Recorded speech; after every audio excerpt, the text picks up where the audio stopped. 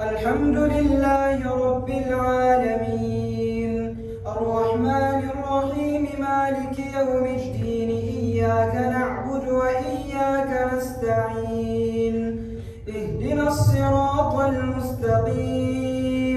صراط الذين أنعمت عليهم غير المغضوب عليهم ولا الضالين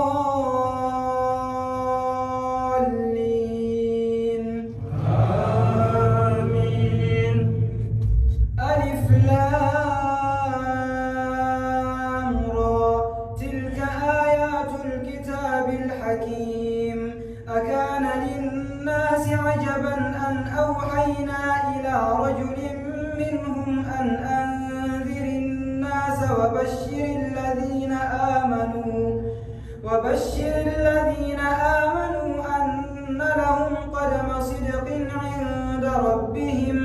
قال الكافرون إن هذا لساحر مبين إن ربكم الله الذي خلق السماوات والأرض في 6 أيام ثم استوى على العرش يدبر الأمر ما من شفيع إلا من بعد إذنه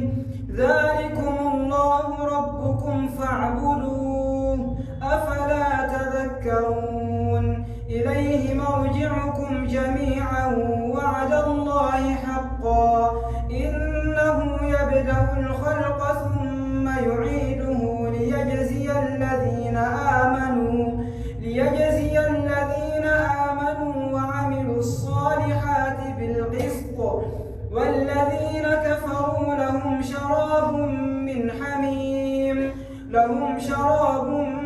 حميم وعذاب أليم بما كانوا يكفرون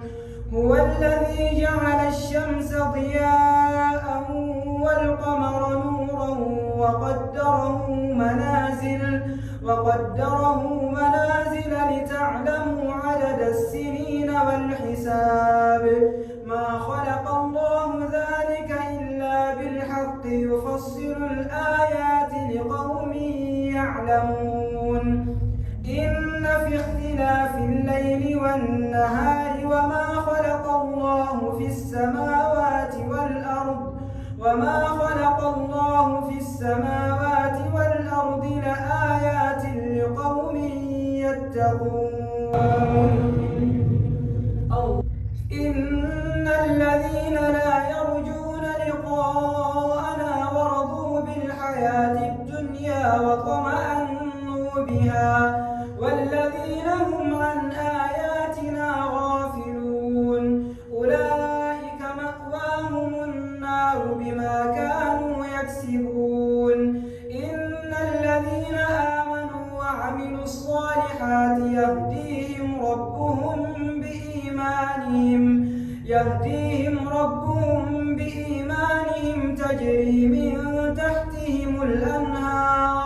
تجري من تحتهم الأنهار في جنات النعيم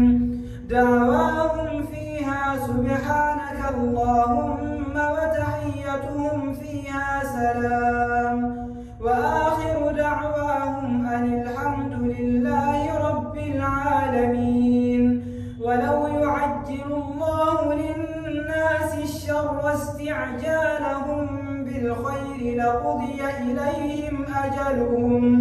لقضي إليهم أجلهم فنذر الذين لا يرجون لقاءنا في طغيانهم يعمهون وإذا مس الإنسان الضر دعانا لجنبه أو قاعدا أو قائما فلما كشفنا عنه ضره مر كأن لم يدعنا إلى ضر مسه كذلك زين للمسرفين ما كانوا يعملون ولقد أهلكنا القرون من قبلكم لما ظلموا وجاءتهم رسلهم بالبينات وما كانوا ليؤمنوا كذلك نجزي القوم المجرمين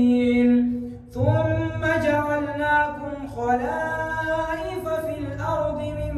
بعدهم لننظر كيف تعملون